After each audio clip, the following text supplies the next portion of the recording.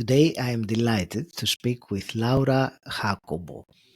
Laura, you are a dedicated holistic health practitioner who specializes in guiding women on their journey to holistic well-being through a unique blend of womb energy healing, soul, soul midwifery, life coaching, and plant medicine. You have a deep understanding of the mind body soul connection, and you are passionate about empowering and supporting your clients to awaken their inner goddess and achieve balance, harmony, and a deeper spiritual connection. Laura, it's such a real pleasure to have this conversation with you today. It warms my heart already. Thank you, Aggie. It's a real pleasure and a privilege to be here with you today. Thank you. I will, of course, start this conversation just by mentioning how we met. So, because it is interesting in many ways, and that was last year, 2023. We were both serving as crew members in Tony Robbins' event in the UK in Birmingham, and we were both in the fire team, which was the small group of people responsible building the actual fire that would then be used for 10,000 people to walk on hot coals. So we met at that time, and I will share that just as a very small introduction because I have spoken about the fire team in the past in the podcast, but just as a very quick preface here that the people that we were there, that team of people, I don't know how many we were, 70 or 60 of us, there is, I feel always a bond there. Even if with some there is no communication for a very long time, I think the bond remains. So that's, for me, a very small introduction. So if you want to give me a couple of your insights from the fire team since I started talking about this, I know you've been many times, so give me a couple of those to start, and then we'll move to the other things we we said we would talk about today. Absolutely. And I just came back last Monday last week from being in Germany with the fire team again, and it was 72 of us getting together. What can I say about the fire team is we missed you as well, Aggie. You should have been there. What can I say about the fire team? It's family. Attending Tony Robbins UPW allows you to have the opportunity to make this family, to create this family. And we always say, once a fire team, always a fire team. Even if you never crew again, even if you come back 5 years later. And it's very supportive, and the bond, I think the bond comes, I believe, from enduring the fire world and witnessing the transformation in the faces of those participants walking through the fire in those very brief 5-6 seconds as they walk, before they start and at the end.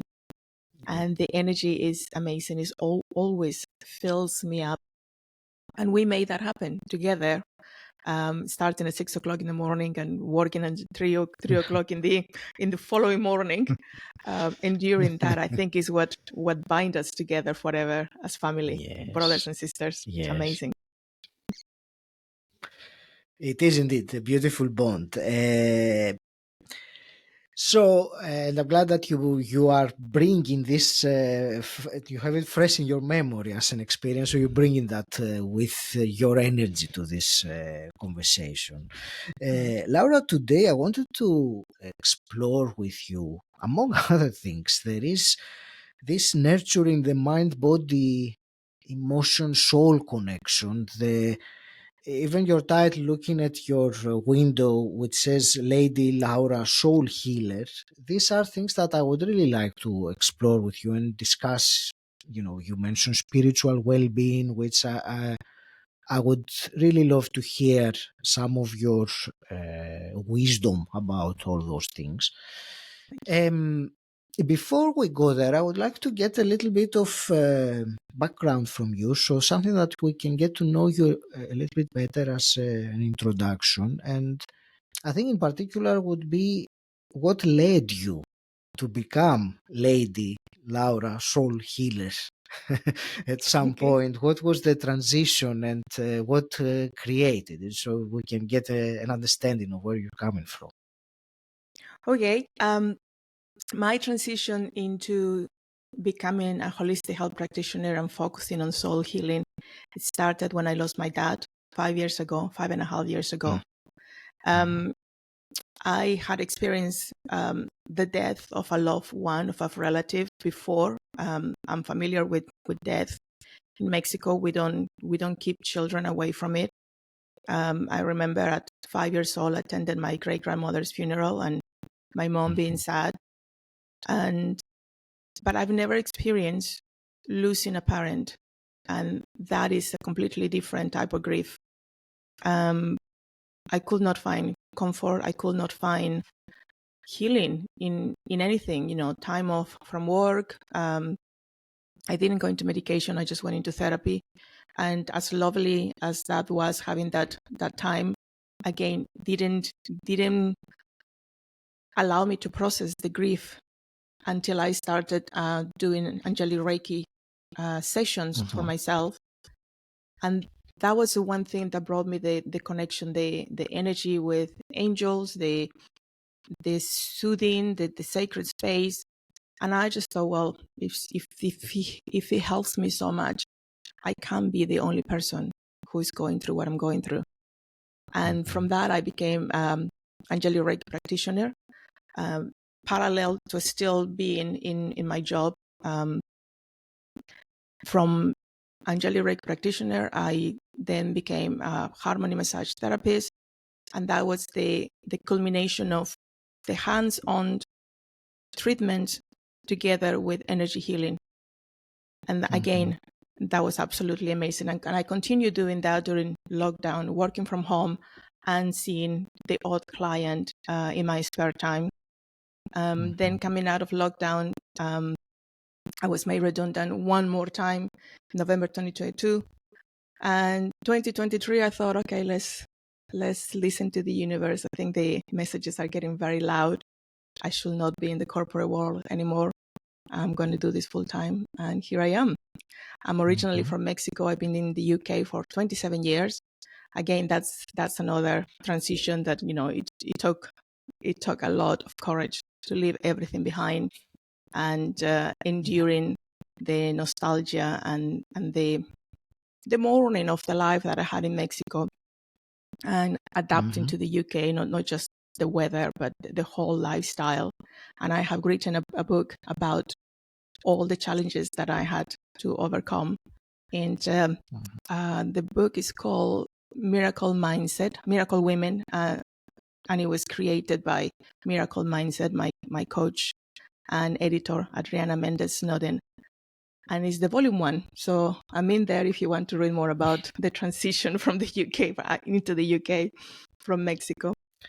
But It's always, yeah, I find that this transition, having experienced it also myself from Greece to the UK, of course, different circumstances, but still, when you start a different life and all everything you knew up to then is left behind, it is. Yes.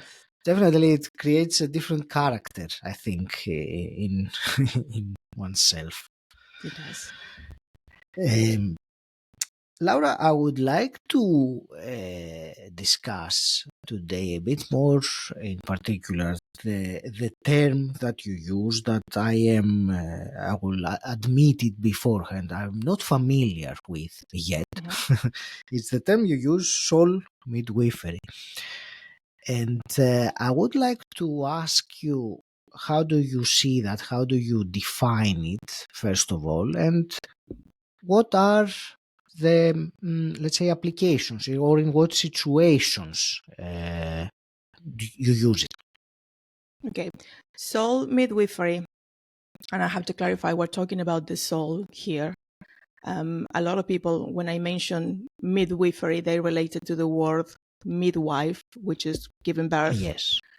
And this is similar, but it's talking about the soul. So basically, it's our body, our whole body, giving birth to our soul as it transitions out of the body.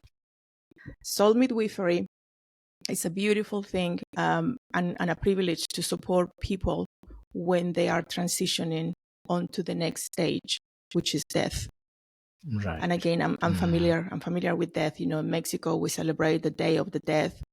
We believe that our ancestors who have crossover, they can come and spend time with them, preparing their favorite foods on the day of the death. But soul midwifery is about supporting somebody in having a good death. We believe that we should all die as if we are living the best time of our life. And the way to do that is to connect to the highest possible energy of unconditional love. To have that at the last minute and for as long as possible before you're about to cross over, then you die as if you are living your best life.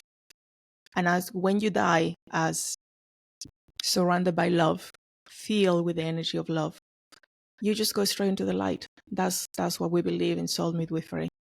And it is a privilege because some people don't know how to die, how to have a good death. Some people are afraid of dying.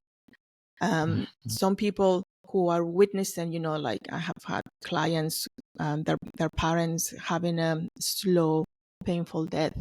How can I make them more comfortable? How can I bring them comfort? How can I do that? Some of them feel resentful, at the disease that is taking them. And then other people go through the shock like, oh, they just dropped dead. There's nothing I could have done. So it's a privilege supporting people and supporting their loved ones in that transition. It's a privilege to show them this is the kind of things that you can do. So with soul midwifery, we look at same as energy healing. We look at our 5 senses. We look at the things that you smell, the things that you touch, the music that you're listening to, the emotions that you're allowed to feel in those moments as well. And again, it's a lot of forgiveness and a lot of if I don't want to see that person, I'm not going to see that person. If I only want to see this other person because when they are around me, they make me feel a lot of love, then that's the person I want to have. And to understand that the person who is transitioning deserves to get what they want, but also supporting them into letting go of the grudges, letting go of the things that are going to mess up with that vibration of unconditional love. Whatever it takes, whether, essential oils, music, diffuser, candles, anything that you want in the room. And then we also believe that whatever it is that you think is waiting for you on the other side, that's exactly what's waiting for you. For example, Mexicans, we believe that our loved ones, they are there and we're just going to be together. I think Islam believes the same thing as well. And atheists, for example, they think, well, there's nothing after that. That's it. And that person, we believe, has come to experience that type of death and that type of life after, that there is nothing. And then there are people, for example, and it's very sensitive because when we talk about mental health, and some people do end up taking their own life. Again, we believe that they have come to experience that type of death. They are not living one day less that they were meant to. They decided to come and, okay, that's it. This is I'm going to go back and have another life. And this time my life is going to end like this by my choice. But in all deaths, the process is the same. We go through a process, we go to different stages, and at different stages we implement different therapies, going from touch therapy, which can be physical touch or touch with a feather, because some people don't like being touched, like, don't touch me.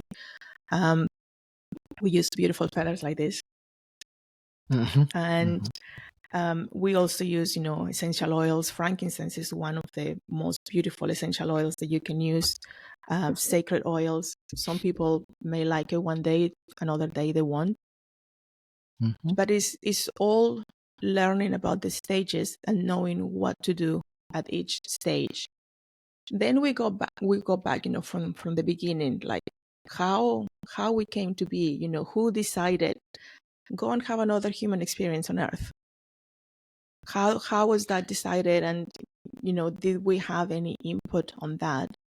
And we believe that, yeah, we do have an input. We decided, in this lifetime, if I have, for example, and this is something that I say to my clients a lot, let's think about the example of someone who's an alcoholic. Their parents drink a lot.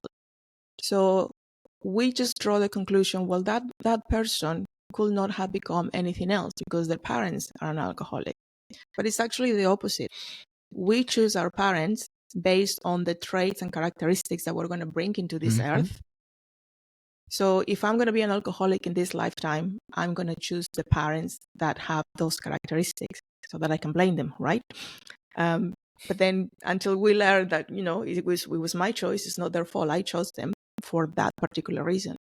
However, we also have free will and we understand free will. So during our time here, we can decide, actually, I don't want to have a drop of alcohol in my life again.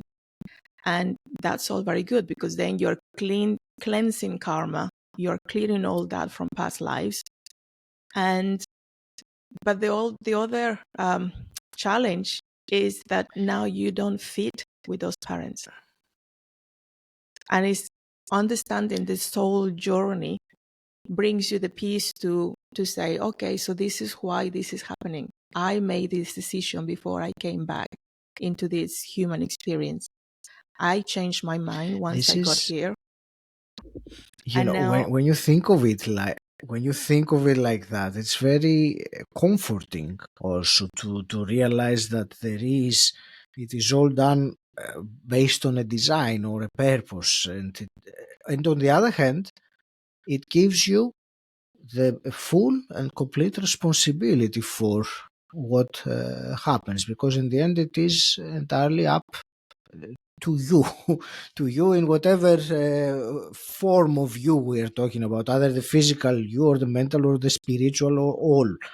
It's fascinating, when you were talking about helping people transition in death. There were two angles that I was thinking. Of course, the one that was what you offer to those people and allowing them to, find some peace or understanding of what is the transition. I was also thinking of the other angle, which is I can't even imagine what is it that you have gained as insights by spending time with people that are about to transition, because I think the wisdom that each of when you have a lifetime behind you, there is inevitably some wisdom there. So I would like to ask you about this. What have you probably many things, but what strikes out as some of the things that you gained from doing that? I think the main thing that I can say is a sense of compassion for everything, and to understand as well that we have very, very little control. As much as we like to think we have free will and we can do this and we can achieve that, at the end of the day, we have very little control of the things that we can do. And even if you are the most successful person in the world and you have all the money in the world, when your time comes, that's it. You can buy one more day of life. And then it becomes, every day becomes a blessing to be alive, a blessing to expect miracles, a blessing to do something good for somebody. And the opportunity that we have every day to to live in a state of gratitude and a state of unconditional love with everything else that's going on in the world. Once you and this has happened to me, there are so many things that frustrate me, like, wars, natural disasters, and the unfairness that these people have to endure, the tragedy behind it, the frustration that you can't do anything to help. But when you start looking at soul midwifery and you start looking at the soul's journey, you have that inner peace and you become more understanding and more patient of the bigger plan, but also understanding that person losing everything on a hurricane, flooding, or that person losing a child in the middle of war, that's their journey. That's the journey they chose. And all we can do is just send out this energy of unconditional love as much as possible. Just send it out there, because love always wins. And this the only thing that we can actually do is be in control of the vibrational frequency within our energy field. That's as much as we can do. But the frustration, then the sense of unfairness and the powerlessness that comes when you see these things happening in the news, it goes away, because you then have a deeper understanding of what that soul's journey is all about. And then you just focus on doing what you can do from the distance to support their journey. That's one thing that soul midwifery has done to me. Thank you. And actually, I have, I get what you're saying, that we have very little control, and you said that the only thing that we control, I have never heard of it being described as such. I had heard different descriptions, but what you said was that the only thing we control is our vibrational frequency, which is, it's an amazing concept. I really like that, and it is indeed, we have this ability. However, what I would like to ask you is, how, let's say someone listening right now is not sure, when Laura says, okay, we have control of our vibrational frequency, so how do I do that? So what would you say to that person? Well, I will say, get rid of the negative emotions within you. And one quick way of getting rid of them is first to acknowledge them. Everything that you feel that is low vibration, whether it's anger, hate, frustration, apathy, procrastination, it's all a low vibrational frequency. But you can't just try to put something on top of that so that you don't feel it, or focus on something else. You have to acknowledge that that is what you're feeling, because the moment you connect to that emotion, you realize that emotion is giving you a message. Even if the message is just like, don't be like this, don't feel this way. But when you connect to that emotion, then you are able to get it out of your system. I have clients that said to me, oh, I hate my ex, but I don't want to feel this way. I don't want to talk about it. I don't tell anybody because I don't want to feel about it. And I said, okay, but then you should be telling me that you hate your ex, because that's exactly how you feel. You need to honor that emotion. It doesn't mean you're going to do something about the fact that you hate your ex, but by acknowledging that that's the way you feel, and by saying those words, at that moment, that emotion is leaving your body, your energy field. Then there is an empty space. And in that empty space, that's where you can put anything you want. You can put love, you can put forgiveness, you can put compassion, you can put joy. Another way of staying in a high vibrational frequency is with the things that you allow into your energy system. So we have the power of your thoughts, and Tony Robbins talks about this. We can change our state in a heartbeat, and that's quicker than a second. by the things that you put in your mind, by the way that you move your body. The things that you allow within your body is not just your thoughts and the movement, it's also the foods that you eat, the people's energy that you allow to bring in. If you're by yourself and you feel like, I really feel, I want to feel joy and I want to feel love, but I just can't, there is ways to cheat. And my favorite way to cheat is with essential oils. Essential oils have a vibrational frequency. For example, we talk about the essential oil of rose with a vibrational frequency of 330 megahertz. If you're vibrating at a neutral emotion, or if you're vibrating at anger, which is got a vibrational frequency of 40 megahertz, and you add 330 megahertz from smelling an essential oil of rose, that's going to bring you up. That is just going to get you out of that, and if you can imagine right now and remember, your senses will remember, what does the rose smell like? And you just inhale that now. Immediately, your whole body uplifts just by the memory. So imagine how much more powerful it is with the oil. Essential oils can be into your bloodstream by just smelling them or touching them within 2 seconds. So that's my favorite way of cheating, is with essential oils. And then that brings me to, the foods that you eat. Eat high vibrational foods. Because when we feel like really disappointed with life, we tend to eat a lot of comfort food. But most of the comfort food we eat has low vibrational frequency. The takeaways, the fried food, the pastas, all of that. Again, if you start eating more green foods, your body is going to thank you, but also your energy is going to feel better. That's the quickest way to do it. Thank you for this. Was very helpful, and I like the quick message at the end about the vibration of the foods, especially the comfort foods. That was, I think, a very useful reminder for someone listening.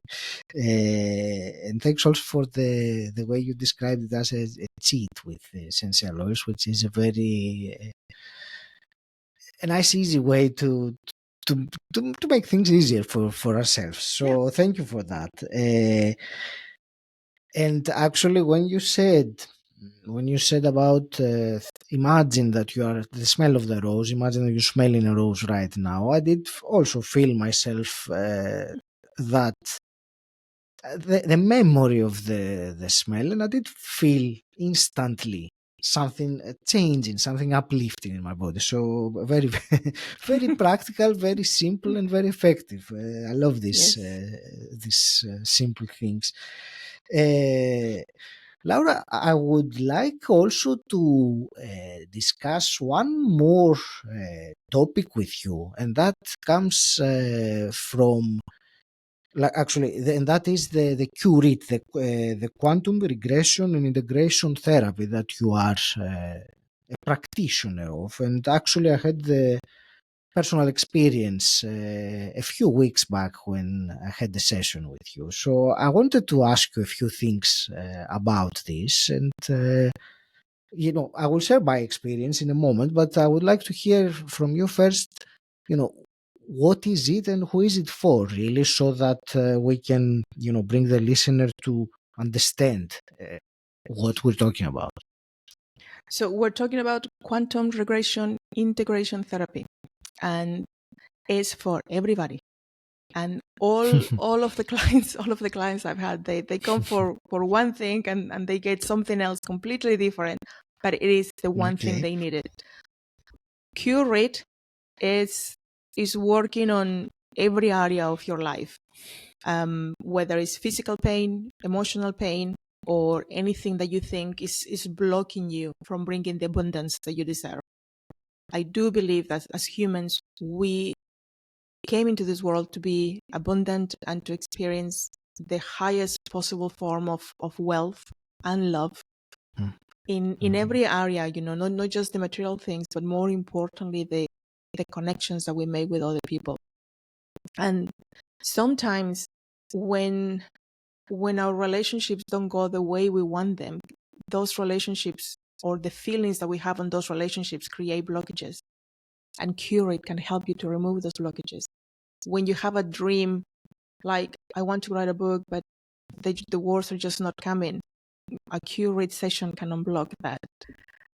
When you have a back pain and you don't know, you can't find anything that's helping with it, we say in Curate with Curate. Because at the end of the day, any physical ailment is a message for you to listen to your body, to listen that there is something there that needs your attention. And once you start listening, you release whatever blockage you have. I had one client who came because they wanted to have more money coming into their life. And they thought, this Curate thing that you're doing, is gonna clear any blockages and it's going to attract the money in. So they were ready to go down the session one way, but when I started asking the questions, their mind, their consciousness took them another way. And what came out of the end is that they needed to forgive their brother and mend that relationship. And after they've done that, the blockage was removed, and then now they're starting, thriving in their businesses. And it's incredible when I get the feedback. But every single person that I've given a session to, and even the ones that I experienced myself, it's like, I thought I wanted to do forgiveness in this area, but it came out that I need to write a book. So it's incredible, the things that are happening and the things that come out when you do Curate. Curate has been created by one of my best friends, Luke Scott III, for one reason, that everything that we have learned, whether it's a harmony massage, obviously you can't do a massage online, but Angelic Reiki, soul midwifery, and he has done color therapy, quantum regression therapy, hypnotherapy, theta healing, all of those therapies, we're not allowed to teach them online. You have to be in person, which sometimes, okay, so I understand the what's the word I'm looking for?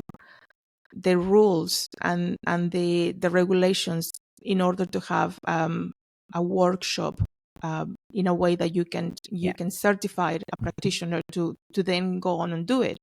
I understand that. However, we can do distance energy healing online. We can do distance energy healing, on the phone. We can do distance energy healing just by agreeing on a time with another person, and they receive healing. So why can we not do the teaching and all the attunements necessary online as well?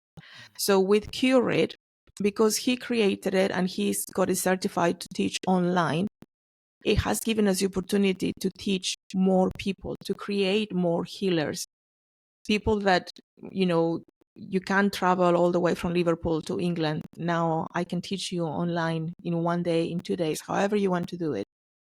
And with Luke, I'm the first person as a master, as a Curate master, teaching in Spanish. So again, the goal that we have as a collective is to create 1 million quantum healers, and we're right on the way. I think we're getting close to 100. This is beautiful, and I'm wishing you all the very best with that. We need all the healing as collective. We, in these times that we live in.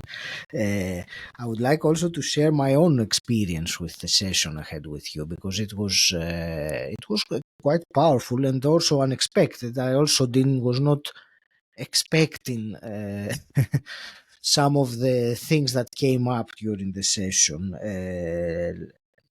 For me, what I got, and that has been very useful and practical, and I got it during that session and since that session, was, I have this thing, and I'm sure that many listeners will probably relate. I tend to look at my clock or my watch pretty much whenever the digits are the same. So like if it is 12, 12, 11, 11, 10, 10, 1, 2, 3, 4, something, I don't know, no matter what I do, I will be drawn to just to look at the time. So it is, regardless of, you know, any potential explanation or anything like that. For me, up to our until our session, I would just, you know, observe it and smile with it, but I was not actually doing anything. And with the curate session, I actually found, I discovered during the session, I mean, some practical thing and some questions that I'm asking at that time. So it creates a very different meaning. So it's not like I'm just looking at the time and it is 11:11 and okay, I carry on with writing my email. No, I take a time, a minute, and, you know, be present and ask, why am I seeing this? What is the message that I meant to receive by this? So it has been a very useful, and I'm thanking you for that, a Thank very you. useful Thank you. practice that I have gained since that time, which, you know, it leads to some very interesting messages, Yeah. Laura, so being received. So it's, yeah, I would definitely say it has some definitely unexpected benefits. But I liked when I asked you who is it for, you said everyone. So I think that covers covers it very nice. Yeah. Um, I'm going to start wrapping this Mhm. conversation up, Laura. There are, before we close, there are a couple of things. One is two questions that I always ask my guests on the podcast. And the first one is, what does personal development mean to you? Personal development means taking accountability of your life path. We have in the fire team, I don't know if you can see it, I create my own reality. And having that responsibility is like, no one is going to make you happy if you're not happy. Nobody's going to love you if you don't love yourself.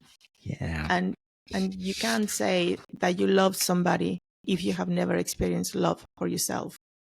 And in the personal development world, I think the main thing that we get, especially in the Tony Robbins environment, is accountability. We are the ones in charge. Nobody else is. We are the architects of our lives. We are the painters of the masterpiece. And that comes in with a sense of relief because it's nobody's fault, but also with like, oh damn, now I can't blame anybody. So it's the responsibility. It's the Yes, responsibility. It's like, responsibility. you mean all this is happening because I created it for myself? No, why would I create that for Yes. myself? But when you start looking into it, you then, yes, you are the only one. So it's a powerful thing, but it's a scary thing because then that means that all the horrible things that you went through, somehow you attracted them into your life. And that is not a nice feeling. But also when you come to the realization, well, I'm the only one who can change it. That's where the power is. So It's personal the development ultimate work power. is the ultimate power. Yeah, exactly. That's you just took the words out of my mouth. Yeah. And Laura, let me ask you a hypothetical question. If you could go back in time and meet your 18-year-old self, what's one piece of advice you would give her? I've done this actually. I wrote a book about it. One thing that as women nobody teaches us is how much power we have within our womb space. So if I could go back to my 18-year-old, my 17-year-old, my 15-year-old, it would be like, learn to channel the power within your womb space. And for men as well, because that power comes from our sacral chakra. And that sacral chakra, sometimes, well, as teenagers, we tend to just release the energy outwards. But what I will go back and teach my 18-year-old will be, learn how to channel that energy all the way through our heart and all the way into your crown chakra, so that you can use that energy to create something, so that you are actually transmuting that energy rather than have that energy driving your desires and your basic human needs, and maybe making a mess out of your life. So go back and learn how to do that. And now that's something that I teach my nieces as well. And it's beautiful that they're listening to me.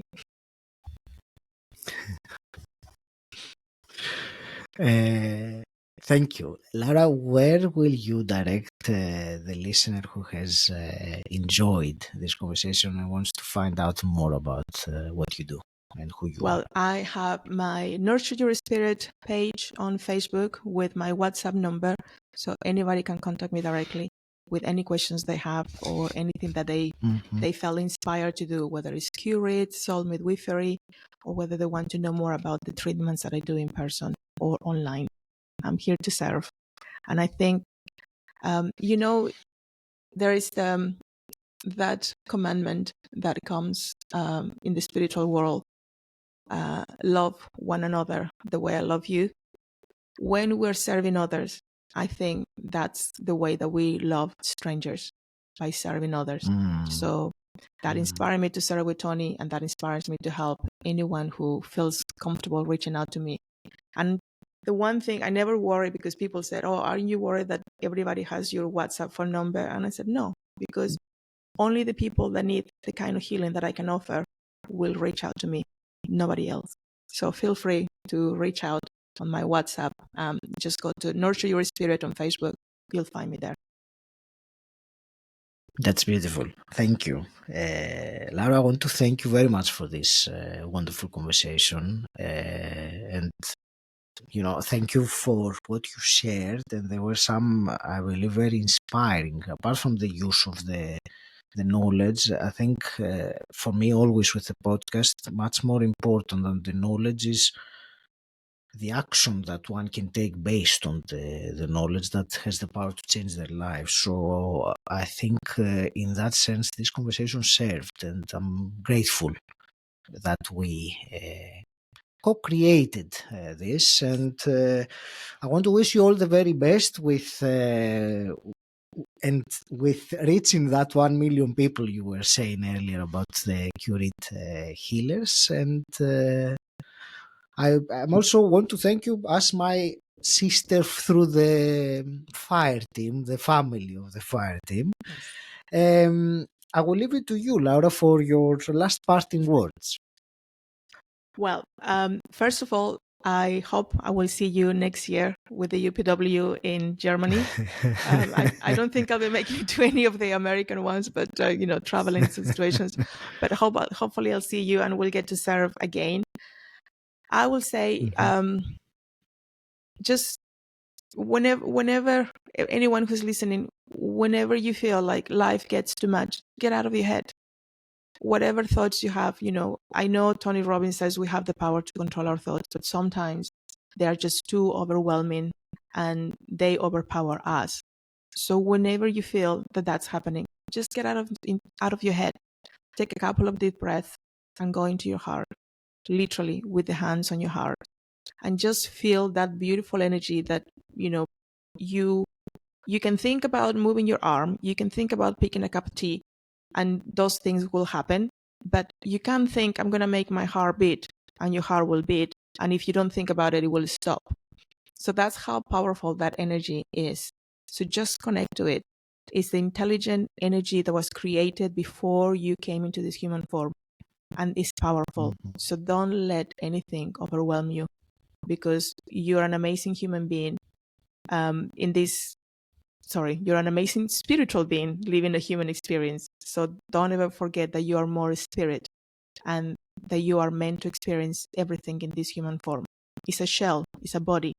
So enjoy it while it lasts, and always aim to be at the highest vibration possible.